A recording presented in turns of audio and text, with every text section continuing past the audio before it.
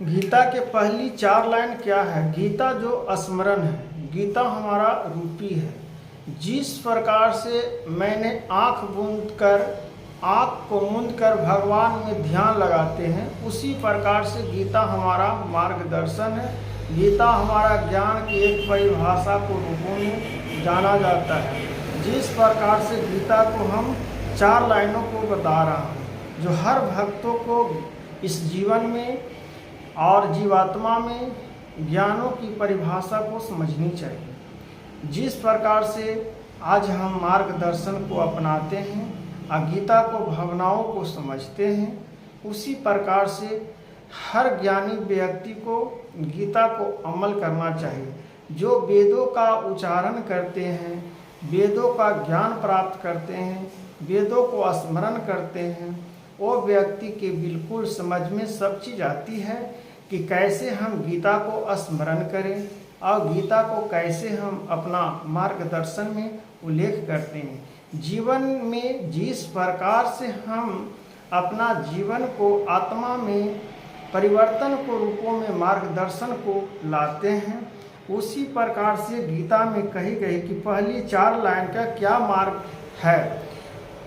पहली 4 लाइन क्या है? सबसे पहले 2 शब्द की वर्णन किया जाता है गीता में। जो धर्म क्षेत्र को समझ जाता है, वो व्यक्ति ज्ञानी कहलाती है। गीता स्वरूपी कहा गया है कि पहला 2 शब्द में धर्म क्षेत्र और कुरुक्षेत्र, धर्म क्षेत्र को भी समझना चाहिए और कुरुक्षेत्र को भी परिभाषा को समझना चाहिए। एक युद्ध क्षेत्र भी है। एक युद्ध क्षेत्र से अगर किसी व्यक्ति ने युद्ध के ललकार रहा है, मेरा युद्ध के लिए ललकार रहा है, तो मैं पीछे अपना कर्म से नहीं भाग सकता हूँ, क्योंकि युद्ध के लिए मैं खड़ा अवश्य होऊंगा। अगर युद्ध से हम भाग जाते हैं तो कायरता कहलाते हैं। उससे अच्छा है कि जीवन मेरा नर्क है, हम रहें अथवा न रहें, मेरा हार हो या विजय हो, यह युद्ध की परिभाषा कहा जाता है। इसलिए डट के रहना है, युद्ध को परिभाषा को समझ लेना है।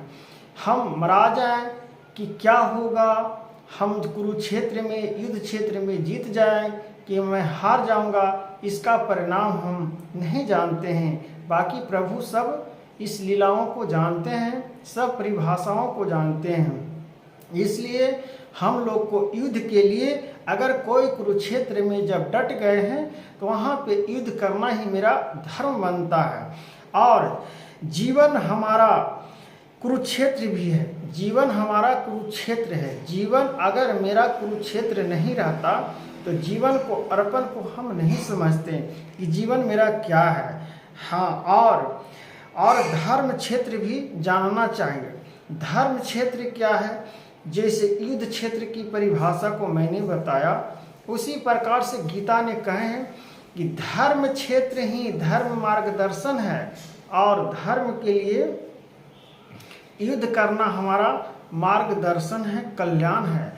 अगर हम ज्ञानों से भाग जाते हैं, अगर युद्धों से हम भाग जाते हैं, तो कायरता जीवन लेकर हम जीने से अच्छा है कि अपना प्राण को आहुति देकर चले जाए पृथ्वी से। वो मेरा मोक्ष की मार्गदर्शन मिलती है और मोक्ष की प्राप्ति होती है।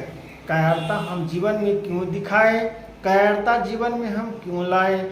ऐसा मनुष्य तन हमारा जो है कुरुक्षेत्र है, कर्म क्षेत्र है, जीवन क्षेत्र है, धर्म क्षेत्र है। हर प्रकार से हमारा इस चीज़ को हर मनुष्य को अमल करना चाहिए।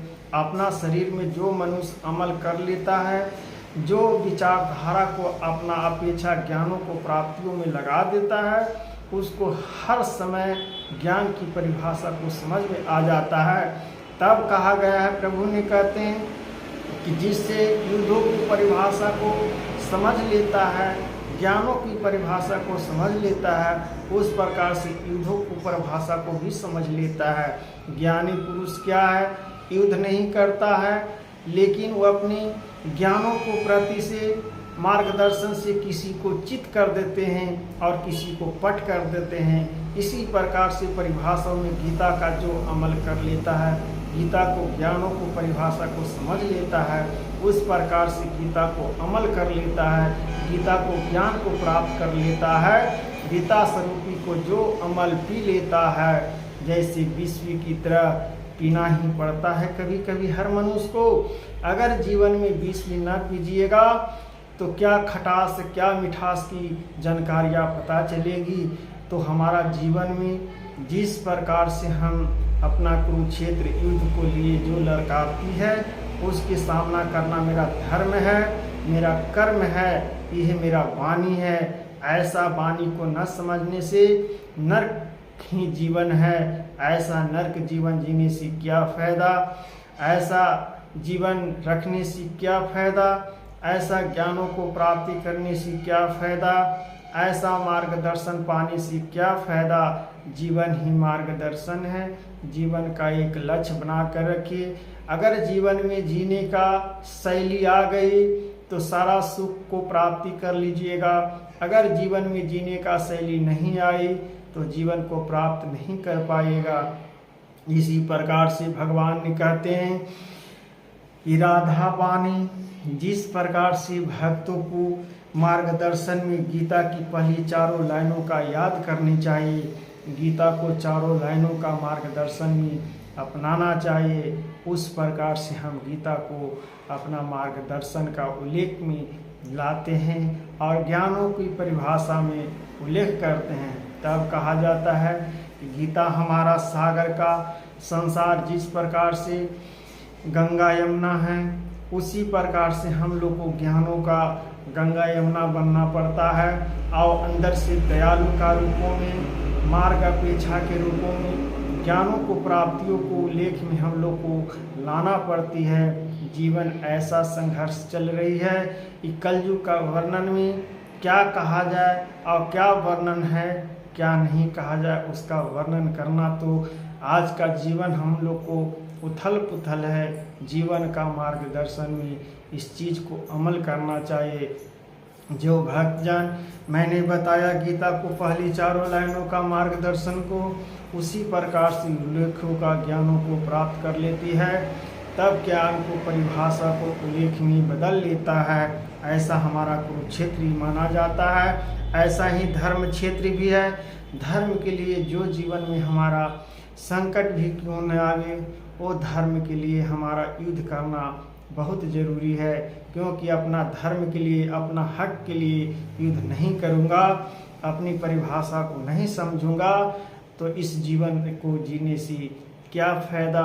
इस जीवन में मिट्टी की तरह मिल जाना वो अच्छा है। क्योंकि कर्म ही वाणी, धर्म ही वाणी कहा जाता है। इस प्रकार से कुरुक्षेत्र की हमारी परिभाषा को समझने का मार्गदर्शन मिलती है, तब ज्ञान की परिभाषा को हम लोग समझ पाते हैं। तो ऐसा ही ज्ञान की परिभाषा को समझिए और मार्गदर्शन को समझिए और उल्लेख को समझिए, तब ज्ञान की प्राप्ति होती है और मार्गदर्शन की होती है। इसी प्रकार से धर्म क्षेत्र को भी मैंने बताया और कुरुक्षेत्र की भी मैंने बताया। तो गीता में जिस प्रकार से पहली 4 लाइन का है, उस गीता को अमल करिए भक्तजन, और इस महर्षि और ज्ञानों की परिभाषा को समझने का प्रयत्न करिए, मार्गदर्शन को अपना